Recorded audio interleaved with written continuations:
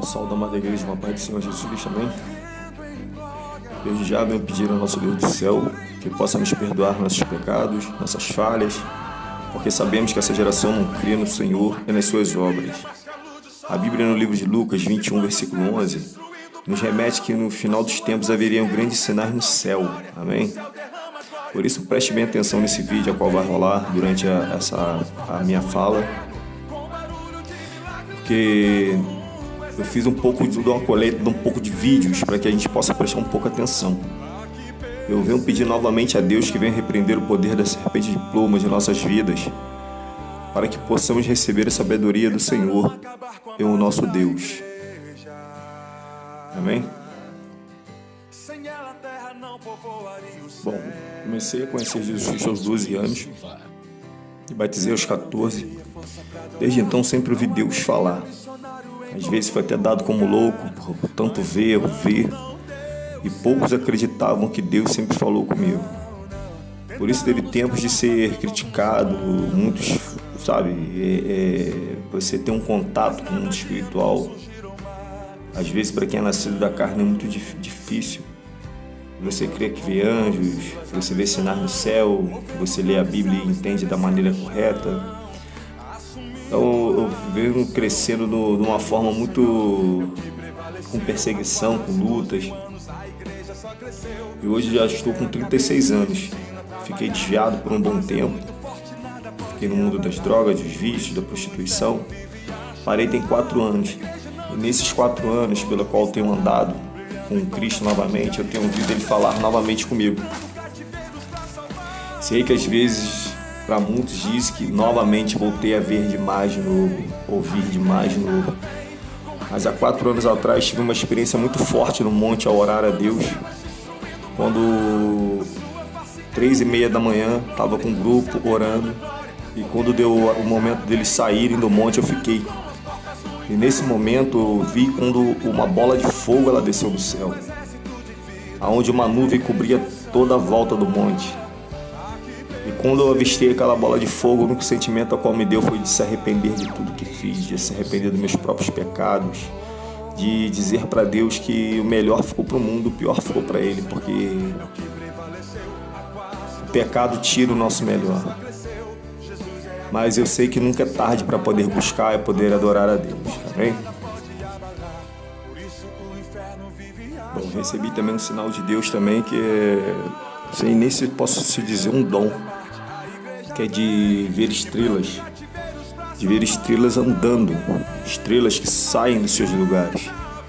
E durante esse período a qual tenho ido no monte, durante esses 4 anos a qual eu voltei para Jesus Cristo, tive o privilégio de durante 3 vezes descer estrelas do céu, de ficar a uns 5 metros de altura acima da gente orando.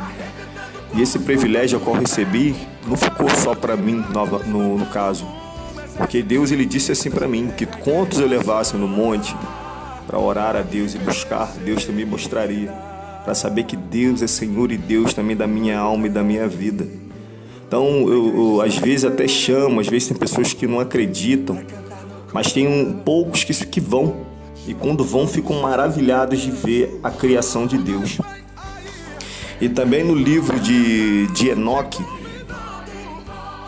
o livro de Enoque ele vem falar sobre isso. No livro de Enoque, capítulo 72, ele vem dizer sobre isso.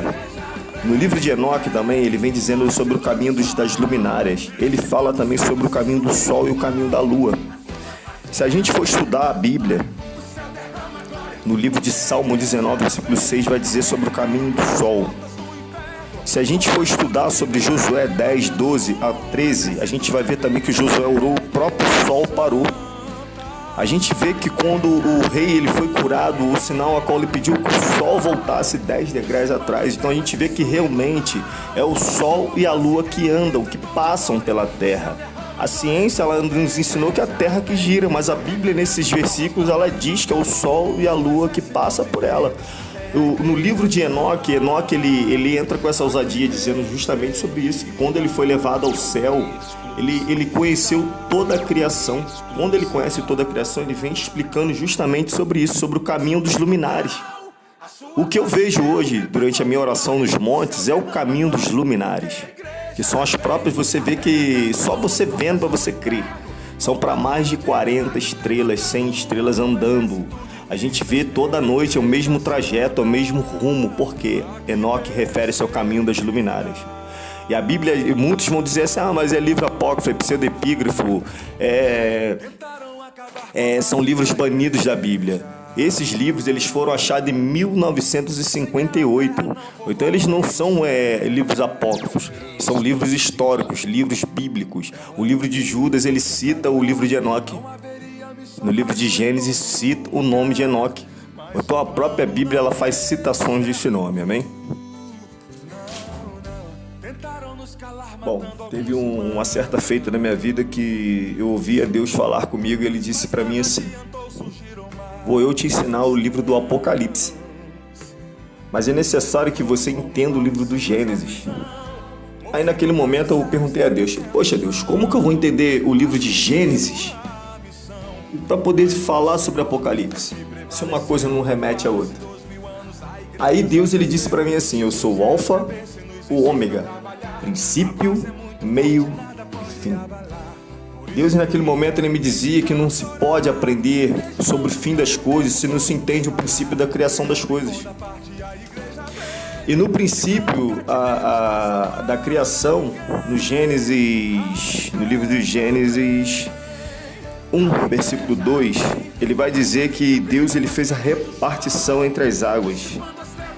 Deus ele chamou as águas debaixo de mares e oceanos e as águas da parte de cima. As águas de cima ele chamou de céu. Gênesis 1, versículo 6 a 10. Para estudo, para quem quiser ver versículo, para poder que possa ter referência. Então, fala sobre a divisão das águas. O próprio Deus chama o céu, o mar de cima de céu. A outra parte chamou Deus de mares e oceanos. Os estudiosos podem até dizer que é no sentido literal, figurado, né? Figurativo, beleza. Aí se a gente for lá no Gênesis 7, versículo 11, vai dizer que as janelas dos céus se abriram e as águas do céu desceram, ou as comportas do céu se abriram e as águas do céu desceram no dia do dilúvio.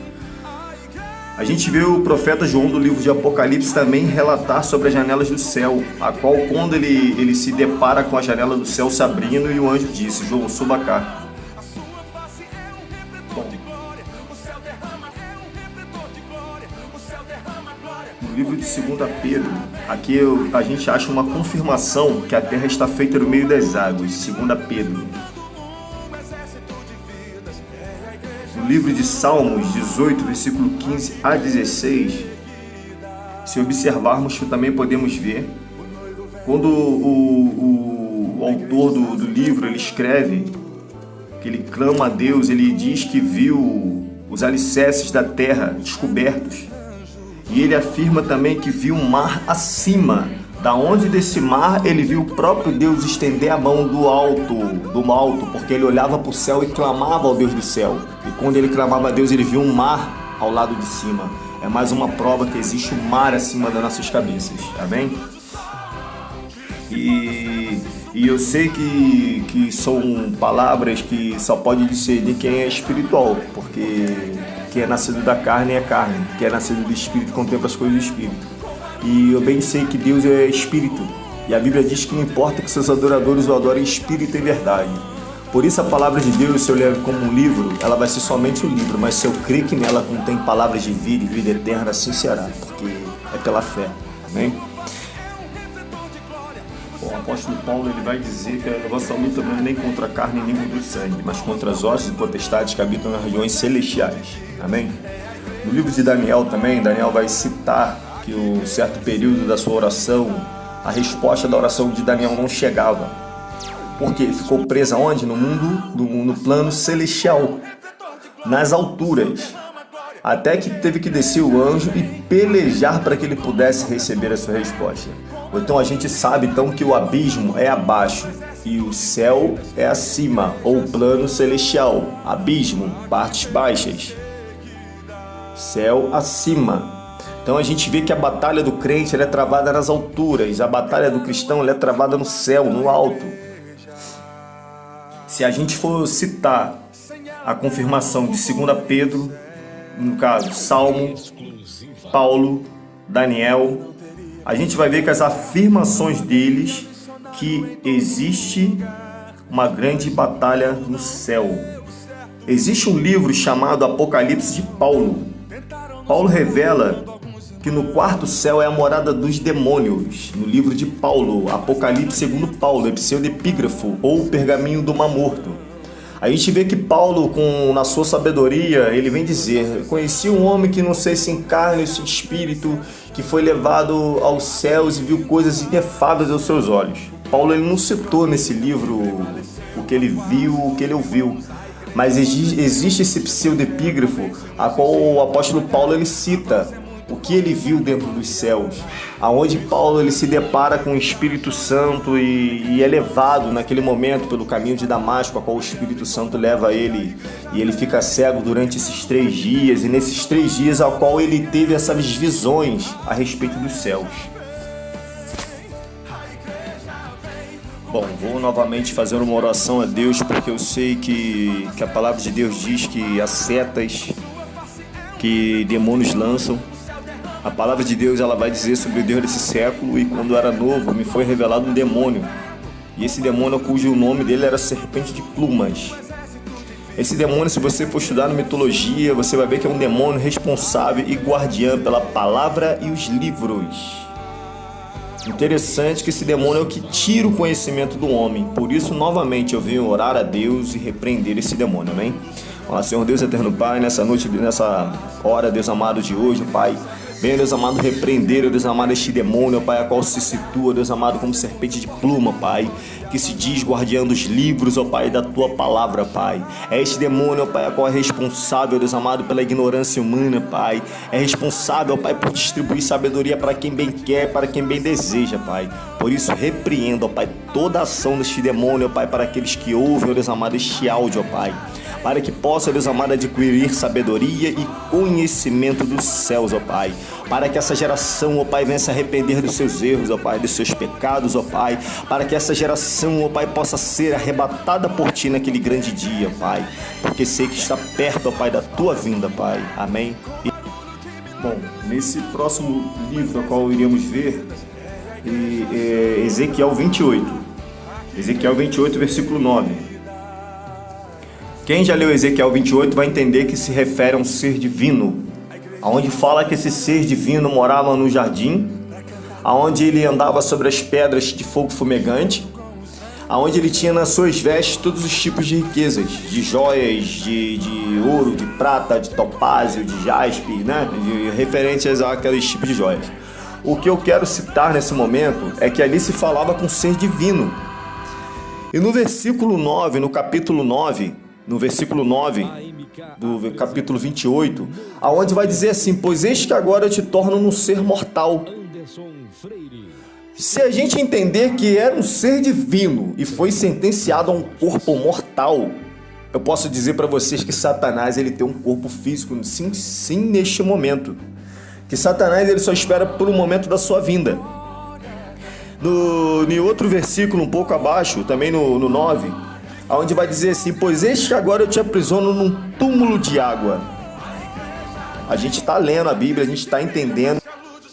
Podemos ver também em Ezequiel 27, versículo 34, onde fala também que ele seria ali também preso com seus soldados, também ficaria aprisionado e sumido.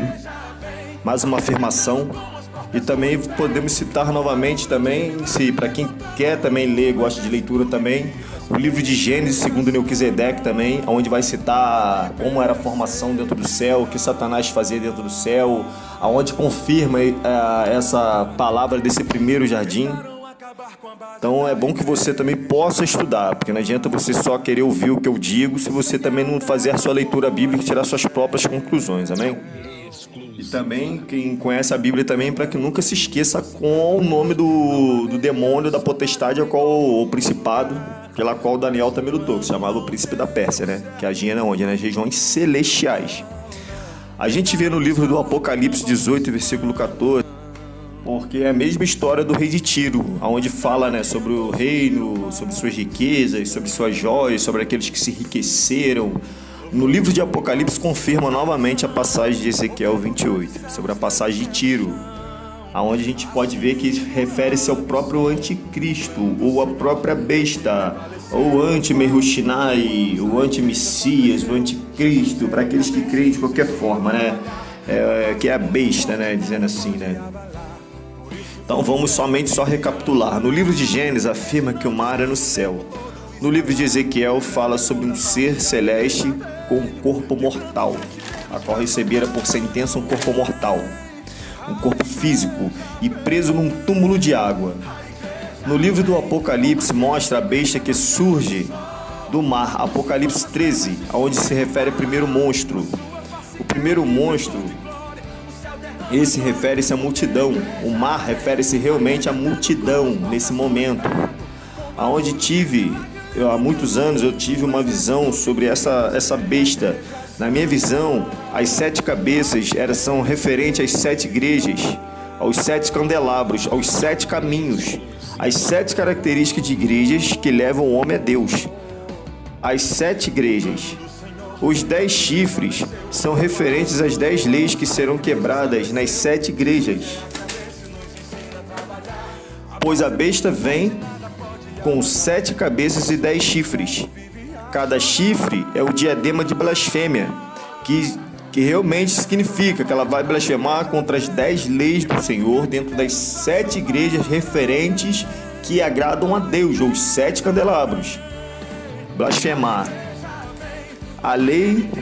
Aí é interessante que vocês também leiam a Coetia, de Aleister Crowley. Aleister Crowley, ele é um homem que ele escreveu as leis do inferno. São livros que vêm com as leis do inferno. É bom que você leia para que você entenda sobre o que eu estou dizendo. Bom, entendo também que 10 chifres também são referentes a 10 países. 10 países que receberão poder para governar junto com o anticristo. Que receberão poder, porque hoje a gente já tem um grupo dos 12, G12. Ou já teve até o G20, mas vai se reduzir, né, nesse grande período, vai se reduzir esse grupo para um grupo dos 10 países que reinarão, porque a besta também ela vem com o quê? Com 7 cabeças e 10 chifres. 10 chifres terão dado poder a esses países, porque são países que realmente levantarão leis que quebrarão as leis de Deus, porque a gente sabe que todos os países... Todas as leis que regem os países são leis bíblicas. Todas as leis que são de todos os países, não matarás, não adulterarás, não roubarás, não cobiçarás, né? A gente sabe que honrar pai e mãe, a gente sabe que todas as leis humanas são tiradas da Bíblia, são tiradas dos livros da Bíblia. Então, quando se refere a esses 10 países, são 10 países que serão referentes a quebras de leis. A gente vê que agora recentemente que a gente passou pela nossa lei aqui no Brasil de ideologia de gênero. A gente sabe que a Bíblia prega não se deitarás homem com homem. Então isso é uma quebra de lei. A gente vê que eles querem até casar e casar forçado o homossexualismo nas igrejas evangélicas. Se não casar vai causar perseguição. Por que a igreja vai ser perseguida? Porque eles vão levantar as leis a qual vai contra o estatuto das igrejas. E quem é crente vai bater o pé que não vai cumprir a... Bom, e quem lê a Bíblia sabe que no Sermão da Montanha, Jesus ele fala sobre as leis, sobre a prática das leis. Portanto que ele diz, né? Eu não vim para tirar a lei, mas para fazer com que a lei se cumpra. A gente vê, não, aí quando ele sobe o céu, ele ainda diz assim, que agora eu te dou mais novas leis. Então, além de 10, agora são mais 2, porque amar o Senhor, nosso Deus, acima de todas as coisas, amar teu próximo como a ti mesmo. Então não tem como a gente ser crente sem ter lei, sem seguir as leis. Vão dizer, sou salvo pela graça. Sou salvo por isso. Você pode ser salvo pela graça, mas viver pela graça é muito mais difícil ser salvo do que ter sido salvo pela lei. A Bíblia vai dizer que a lei não salvou ninguém. Mas a Bíblia vai dizer também que pela graça também é muito mais difícil, porque pela lei era adultério somente se eu fosse pego no ato de adultério. E pela graça não, só de eu pensar de se deitar com aquela mulher, eu já sou pego no ato de adultério diante do Senhor lá no céu. Bom, e o país que vai ser o país principal? A Bíblia diz assim, pois quem tem sabedoria, pois calcule, pois o seu número também é o seu nome. e o seu número é 666. Em matéria do país, eu posso dizer para você que o país que já foi e agora não mais o é, ele tem um nome. Porque a Bíblia vai se referir a um país que o próprio Deus se levantou e lutou contra ele. A Bíblia vai dizer que naquele período os reis da terra compravam e vendiam e viviam do seu comércio. Porque quanto toda a terra não havia alimento, somente no lugar havia alimento, onde todo o povo de Deus acabou tendo que passar. Sempre foi o Egito, irmão. Se a gente for ver um país a qual o próprio Deus apelidou por dragão, está lá no livro de Isaías 30, versículo 7. O próprio Deus apelidou o Egito com o apelido de dragão, dragão manso. Então, quando a gente vai entender que o próprio Deus apelidou o Egito, quando a gente vê hoje na mídia, na televisão, na nota do dólar, a pirâmide com o olho, se eu for referir hoje a desenhos animados com pirâmide, quando a gente vai estudar sobre a história de Brasília, a gente vê que Juscelino Kubitschek, quando fundou Brasília, o JK, ele vai lá no Egito, estuda a arquitetura egípcia e funda o Egito com a arquitetura, o Brasília com a arquitetura egípcia. Quando você vai estudar sobre Austin, quando você vai estudar sobre esses grandes países, todos eles existe arquitetura egípcia. O obelisco, ele é o próprio pirâmide elevado ao sol. É uma pirâmide apresentada ao sol, que é o Deus do Egito, é o Deus supremo, eles eram adoradores do sol. Então hoje a gente vê em todos os cantos, a gente vê pirâmides, triângulos. Por que isso? Porque é o Egito presente no século 21. O Egito, ele de maneiras espirituais ainda está mais atuante do que o Egito hoje em matéria física. Então hoje a gente vê que realmente o Egito ele continua sendo soberano, o Egito continua reinando. Eu conheço seitas que se chamam hoje, né, Rosa Cruz, seitas que é a maçonaria, que é os Illuminatis, todos eles são baseados em que base de estudo? Egito antigo. Então a gente vê que o Egito hoje ele está reinando. O Egito hoje ele só espera o momento dele voltar a ser potência mundial. Porque a Bíblia diz bem claro que vai ser dado poder para ele. Ele não tem esse poder, mas vai ser dado esse poder, porque ele já foi. Porque o Egito já foi potência mundial. Se você for estudar um pouco mais sobre o Egito, você vai ver que Cã, quando depois do dilúvio, Cã volta e restitui o Egito. Ou então o Egito já existiu muito antes do dilúvio, muito antes. Quem é que fundou o Egito? Se a gente for parar para pensar um pouco, quem é que estava lá presente no Egito logo no princípio? Porque os estudiosos, eles dizem que Atlântida, a cidade perdida, era o Egito, que foi submersa, no caso, por uma parte do mar onde cobriu, naquela parte do Egito, e tá lá. É o Egito lá, desde o princípio da criação. Por que Deus ele exterminou o mundo no primeiro tempo? Por causa do Egito, irmão. Porque o Egito já estava presente lá antes do dilúvio. Porque no Egito, onde se adorava o que? Os deuses, aonde se havia o que? Matança com o povo de Deus, se matava o povo de Deus. Essa história, creio eu, que está perdida. Essa história ficou perdida. Se alguém sabe, eu peço que me explique. Essa história ficou perdida. Então, hoje a gente tem o Egito em primeiro plano, porque se diz que se haveria um dinheiro único, uma nota única. Se você pega a nota do dólar, você pega, já está lá, com a pirâmide lá, já mostrando que é o Egito que vai reinar. Se você pega hoje em empresas que são maçônicas, você vai pegar o triângulo, a pirâmide. Você vai entender o tempo que esses caras têm de estudo. Quem está por fora é a gente que é crente. Porque a palavra de Deus ela vai dizer assim, meu povo erra por não conhecer as escrituras. A palavra de Deus ela própria fala que a gente é tolo. O crente é bicho tolo. O crente não lê, não pesquisa. O crente ele senta na igreja e vai igual vaquinha de presépio. Se o pastor é cego, acaba jogando todo mundo no buraco. Então hoje eu acho que a gente tem que realmente parar e olhar com os olhos de Deus, olhar realmente o que está acontecendo. Porque quando se refere-se também à imagem a qual será levantada. Qual a imagem que será levantada? A imagem que será levantada, a Bíblia diz que foi uma imagem que foi ferida de morte no seu rosto e foi curada. Essa imagem foi ferida de morte no seu rosto e foi curada. Estuda a história lá do Egito, existia um deus no Egito chamado Horus. Esse deus Horus foi ferido de morte no seu rosto, foi perfurado um dos seus olhos. Houve uma ferida de morte, porque o seu olho morreu. Esse olho não existe mais, o seu olho morreu. Há uma ferida de morte no seu rosto. E esse ser é onde ele pega um amuleto e coloca e volta a enxergar através daquele amuleto. A gente vê no próprio dólar, a pirâmide, o olho de Horus. Ou então, qual a imagem que será levantada? Será levantada a imagem de Horus. A imagem a qual será levantada, que o livro de Apocalipse cita, é a imagem de Horus.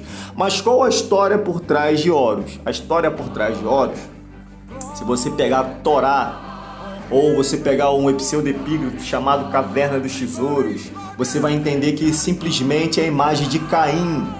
A imagem de Caim é a qual vai ser levantada naqueles últimos dias. Por que a imagem de Caim? A Bíblia não cita sobre a marca da besta, sobre a marca do anticristo, ou um sinal grande ou pequeno na testa ou na palma da mão? Qual foi um ser na terra, um ser terreno, a qual foi amaldiçoado, foi marcado, recebeu um sinal, uma marca? Caim. Caim foi marcado. Ou então a marca a qual vai voltar a ser usada novamente é o sinal de Caim, a marca de Caim, porque esse que é a marca do anticristo.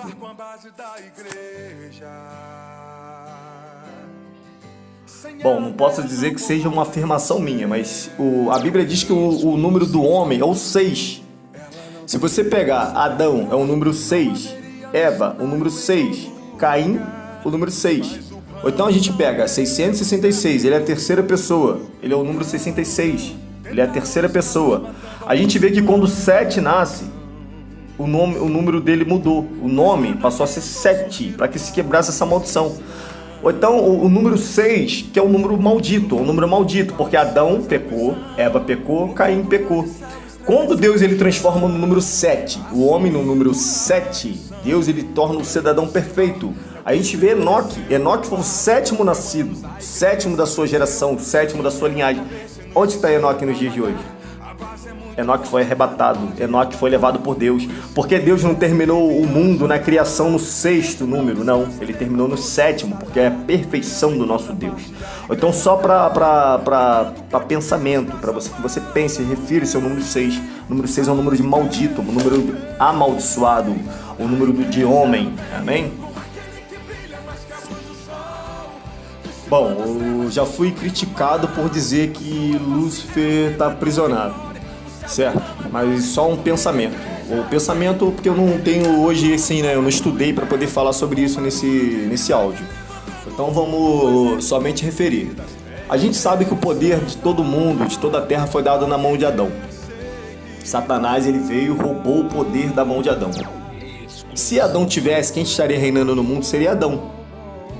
Mas como Satanás roubou o poder da mão de Adão, quem tomou o poder da terra e do mundo? Lúcifer. Portanto que ele foi levado Jesus levado pelo Espírito Santo para ser tentado, porque foi o Espírito Santo de Deus que levou Jesus para ser tentado.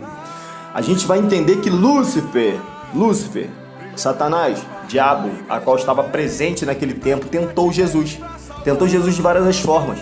A gente vê que ele ofereceu coisas a Jesus, ofereceu o reino da terra, levou o pináculo, levou Jesus e ofereceu.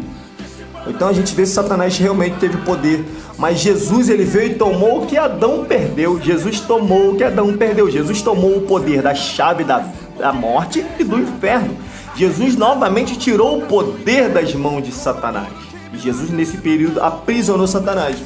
Para que fique não só por minhas palavras, mas existe o Evangelho segundo Bartolomeu, pseudepígrafo, novamente pseudepígrafo. Você leu esse Evangelho segundo Bartolomeu e outros livros que hoje eu não relato, não estou com o nome na mente, mas existem outros relatos que afirmam que Satanás está aprisionado. Satanás está preso por um pouco de tempo, porque o tempo a qual seria dado da igreja se reerguer da safra, da vinha de Cristo, está pronta para aquele grande dia. Ou então hoje realmente Satanás ele está exigindo o momento dele, o tempo dele, porque a humanidade está brincando. A gente vê que Deus ele precisou de um filho, Deus ele precisou de um país, que é Israel, ou Jerusalém, e ele é Deus.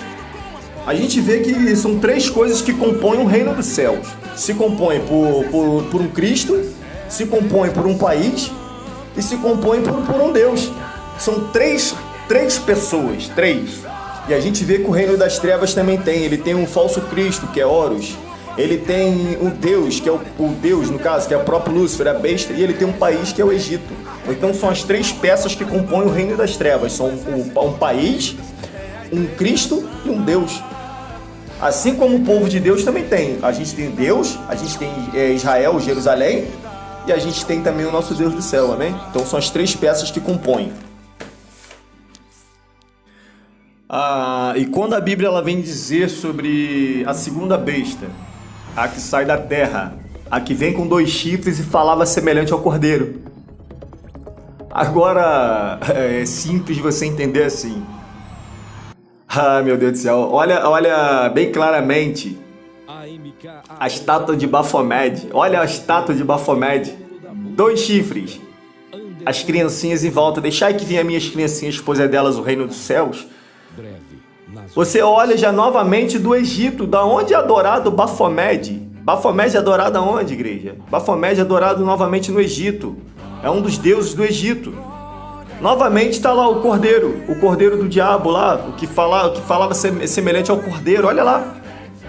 A Bíblia diz que esse é o anticristo, essa é a estátua do anticristo, essa é o poder do anticristo, de falar semelhante ao cordeiro. Este ser, quando vier, se fará semelhante ao cordeiro, para que venha enganar a igreja de Deus, ou os crentes que são vacilão, os crentes que são hoje crente brincalhão, crente que não tem dado ouvido à palavra de Deus, crente que vem dizendo assim, amanhã eu me conserto, amanhã eu paro de pecar. Você vai ficar para trás naquele grande dia. Ou então, quando você ficar para trás naquele grande dia, você vai ser enganado por este ser, porque ele vai vir falando semelhante ao cordeiro. A palavra de Deus diz que ele vai fazer grandes coisas no meio do seu povo. Bom, a gente quando estuda a Bíblia, você vai entender que todas as formas a qual quando se refere a Cristo, a volta de Cristo, a visão a qual veremos Cristo, quem vai ficar para trás, quem subir, a gente sabe que é pelas nuvens. Não tem como você dizer que é o Messias da Bíblia, o ungido do Senhor, se não vir das nuvens. Ele tem que vir das nuvens, ele tem que aparecer nas nuvens. Ou então quando você entende lá no livro de Gênesis, que o mar, há um mar acima, você entende lá em Ezequiel, que aquele ser está aprisionado num túmulo de água acima, porque não era um ser mortal, era um ser divino, refere-se a um ser divino. Você vai entender que é um corpo do céu. Nessa imagem a qual foi tirada, nessa imagem qual circulou na internet, se você observar, você vê que existe 2 seres, existe um que fica para trás, que aquele realmente é o Cristo, mas passa um pretinho na frente, você vê que passa algo escuro na frente. Aquele ser é o anticristo. Eu, na minha visão, nas minhas fotos qual foram tiradas, que estão especificadas no vídeo, você pode ver que naquele momento você vê uma nuvem de glória e do lado você vê uma nuvem de trevas. Quando eu vi aquela nuvem de trevas, eu falei para Deus, eu não acredito que isso seja um fenômeno da natureza, eu não acredito. Se tu tem algo para falar, Senhor Deus, que tu fale comigo, e Deus falou comigo. Nesse momento, Deus ele me dizia que Satanás exigia o momento dele de volta na terra. Eu ouvi, mas não falei para ninguém. Eu ouvi e fiquei com medo realmente no momento de falar, porque como falam que eu vejo demais e ouço demais, eu fiquei com medo de falar. Só que quando eu assisti ao vídeo dessa outra mulher que filmou a imagem desses 2 andando no céu, eu realmente vi a conclusão, porque até então o que eu pensava sobre a besta vindo do céu era teoria. Se você pegar o Apocalipse, pseudepígrafo chamado Apocalipse de Elias, ele refere-se a essas mesmas coisas, ele diz que a besta vem do céu. Apocalipse de Elias vai se referir ao Egito voltando a ser potência mundial no mundo, e a Bíblia mostra isso. O livro de João ele foi escrito muito em parábolas, em mistérios, mas o pseudepígrafo ele já rolava naqueles dias, porque a gente sabe que naqueles dias já se lia o livro de Enoque, já se lia outros livros. Não era a Bíblia, o Novo Testamento, era o Antigo Testamento. Mas no Concílio de Nicéia, quando se formou o Concílio de Nicéia, se tiraram aquilo que eles não achavam que era viável, ou aquilo que eu acredito que os senhores do mundo possam ter tirado para que a gente não entendesse isso hoje. Porque não é só eu hoje que penso que a besta vem do céu, não só eu que penso, antigamente se pregava isso, antigamente se falava isso dentro das igrejas. Mas com o passar dos dias se perdeu. Só que me disseram que lá dentro da maçonaria eles creem também que virá um Cristo vindo do céu, que haverá a besta que surge do céu. Ou então somente para reflexão, para visão. Isso não é asneira e nem bobeira, não. Isso é algo concreto, que a Bíblia mostra, isso é algo concreto. Quando ela vir, ela vai enganar todos, porque ela vai vir do céu. E no livro de Apocalipse, Elias, ele vai referir-se que esse ser, ele só não tem o poder de ressuscitar os mortos. Ele não pode ressuscitar os mortos, porque não foi dado a ele o poder da vida. Mas ele vai fazer com que o dia vire noite, a noite vire dia, com que o fogo caia do céu. Ele vai andar sobre as águas. Se ele quiser ferir de morte, ele ferirá. Se ele quiser fazer todos os sinais que os grandes profetas fizeram. Você imagina Elias. A Bíblia vai se referir que somente Elias e Enoque, ou Elias e Moisés, creio eu, Elias e Moisés, porque no pseudebíblico vai se referir a Elias e Enoque. Eu creio que seria Elias e Moisés, porque a Bíblia no livro de Apocalipse ela fala bem claro que um tem poder nos seus dias de pregação que não chova, esse é Elias, e o outro tem um poder sobre as pragas do Egito. Então é Moisés, Elias e Moisés qual virão naqueles grandes dias.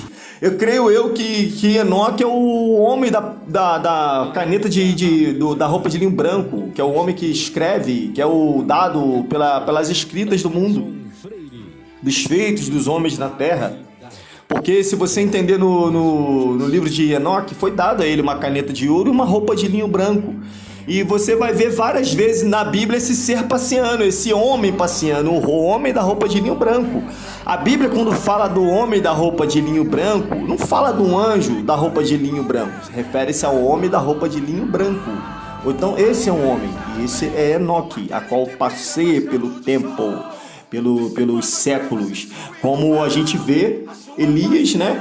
Que Jesus, ele numa passagem de João, ele fala que o próprio João Batista era o próprio Elias, né? E a gente vê que ele diz, né? Jesus, ele quando vai orar no Monte da Transfiguração, quem aparece?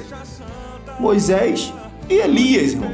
Então não tem como eu dizer hoje que vai vir Elias e Enoque. Quem vai vir é Moisés e Elias. É o que a Bíblia está mostrando pra gente. Que somente eles. Por que eles?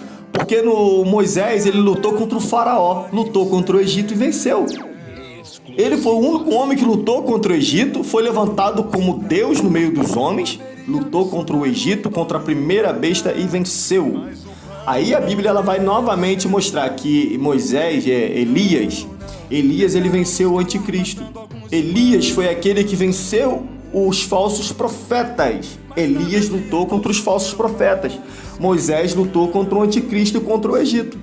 Por que eles foram guardados? Porque não haverá homem na face da terra com capacidade para que possa enfrentar novamente esse povo, enfrentar o Egito e os seus falsos profetas novamente. Por isso que eles foram arrebatados.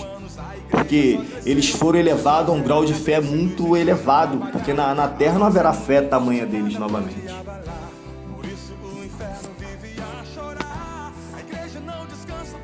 Bom, eu venho encerrar esse vídeo, porque senão vai ficar muito longo e vai ficar enfadonho.